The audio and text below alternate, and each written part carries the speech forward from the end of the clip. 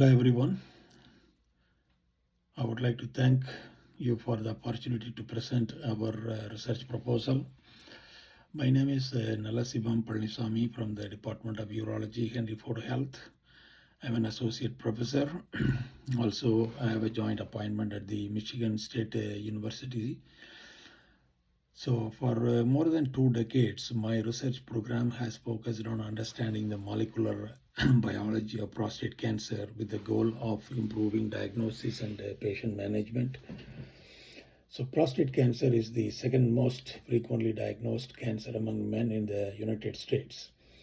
Although many patients have indolent disease, that means slow progression disease, but still there are thousands of people still die every year because of aggressive prostate cancer that are not identified at its early stages. So one of the biggest challenges in clinical practice is distinguishing patients who need immediate treatment from those who can safely avoid unnecessary invasive procedures. Today, the prostate-specific antigen, or commonly known as the PSA testing, remains the primary screening tool. While PSA has undoubtedly saved lives, it is far from perfect. The elevated PSA levels are not specific to cancer and can result from benign conditions such as inflammation or a benign prostatic hyperplasia or enlarged prostate. Consequently, many men undergo unnecessary biopsies. Conversely, some clinically significant cancers remain undetected until they have progressed. The fundamental problem is that cancer is biologically much more complex than our current methods assume. So my laboratory has spent many years studying this complexity until, unlike many solid tumors, prostate cancer is often multifocal, meaning that more than one tumor will be present. Based on our experience, we noticed that at least more than 90% of the patients had at least 4 or 5 different tumors. They arise at the different time points, what we call independent clonal origin of these tumors. And genetically, we showed that each tumor is genetically different, meaning carrying different mutations in each tumor. So instead of one tumor, many patients have several independent tumor nodules within the same prostate. So even more importantly, these tumor foci frequently have distinct molecular characteristics, as I have mentioned before. So in other words, different tumors with the same patient can arise through different biological pathways. So our work has shown that the ETS gene fusions, its family gene fusions, including the genes like ERK, ETB1 and ETB4, as well as another gene called SPINK1, that is serine peptidase inhibitor 1 overexpression, then the PCA3, a non-coding RNA, and more recently, we reported the discovery of a novel KLK4 gene fusion transcript. All these markers identify different molecular subsets of prostate cancer. So these markers generally occur in a mutually exclusive manner, meaning that if a marker is positive in one tumor, you don't find a second marker in the same tumor.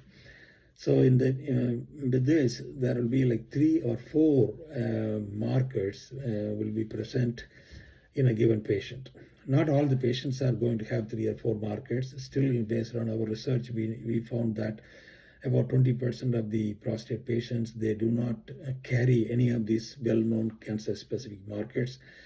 And a subset of cases are positive for just 1 markers, and another subset for 2 markers, and another subset for 3 markers. And we have shown the presence of all 4 or 5 markers within prostate. So based on this marker presence or absence, we will be able to classify the prostate cancer patients into distinct molecular subset. So this is the novel kind of approach in our research. We cannot treat all the patients the same way. We have to classify them based on the presence or absence of the molecular markers. So this observation has an important implication. So if we rely on only one molecular marker, we will inevitably miss many cancers. So this is exactly what happens when current biomarker-based approaches are doing. So our previous studies demonstrated that. I have actually highlighted all these data in my research proposal.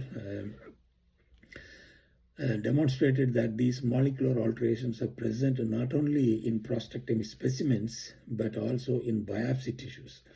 So we don't have to kind of do surgery to find out whether the markers are there or not. So even before surgery, as an early diagnosis, at the first diagnosis itself, in Henry Ford, two urologists, they perform what is called saturation biopsy, meaning that they take, instead of the standard 12-core biopsies, they collect 24 biopsy cores, and that enhances the chances of identifying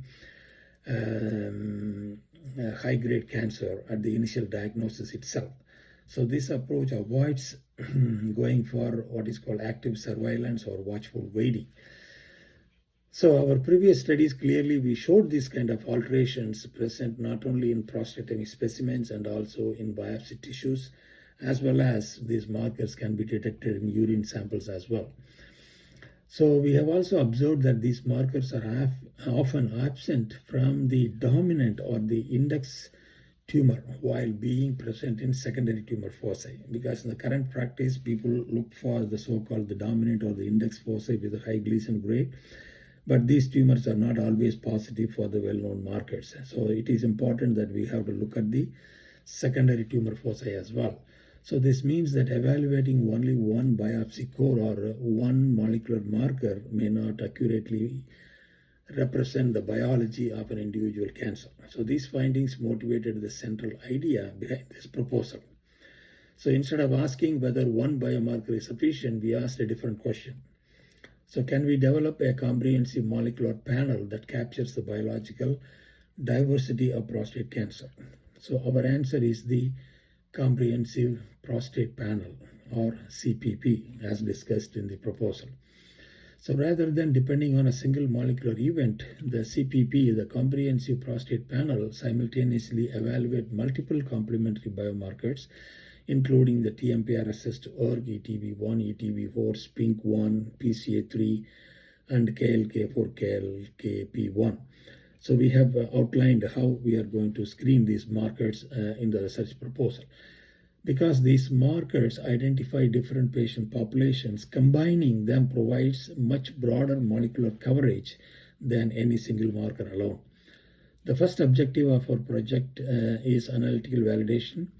So we will evaluate these biomarkers in needle biopsy specimens together with the matched urine samples obtained from patients with elevated PSA levels. Using multiplex RT-PCR, urine and combined RNA-scope and immunohistochemistry for tissue specimens, we will determine how accurately urine-based detection reflects molecular finding observed in tissue. So this phase will include at least 200 patients representing both Caucasian and African American populations. Including diverse patient population is important because previous studies have demonstrated differences in molecular subtype frequencies among different racial groups. So once the assay has been optimized, we will move to the clinical validation. So during the second phase of the study, we will prospectively evaluate the comprehensive prostate panel in 400 patients undergoing prostate biopsy. Urine samples will be collected before biopsy, analyzed using multiplex RT-PCR and compared with molecular characterization of biopsy tissues using our combined RNA scope and immunohistochemistry platform. The primary goal is to determine how effectively this comprehensive molecular assay improves diagnostic accuracy compared with current clinical approaches. So ultimately, we envision a future in which a patient with an elevated PSA first receives a non-invasive urine test. If the urine test is negative, many unnecessary biopsies may be avoided. If the urine test identifies the clinically relevant molecular aberrations, a physician can proceed with biopsy, knowing that there is strong molecular evidence supporting further evaluation. So the precision medicine approach has the potential to improve patient stratification, facilitate personalized treatment decisions, and ultimately improve patient outcomes. So support from the Ucancervive Cancer Research Foundation would allow us to accelerate this work toward clinical implementation. So this investment would directly support the development of a next generation molecular diagnostic platform that could improve prostate cancer detection while reducing unnecessary invasive procedures. Most importantly, this research has the potential to improve the lives of patients and their families by enabling cancer, more accurate diagnosis, and better informed clinical decisions. So thank you very much for your time, your consideration, and your commitment to supporting innovative cancer research. I appreciate the opportunity to share our vision, and I look forward to advancing this work with your support. Thank you very much.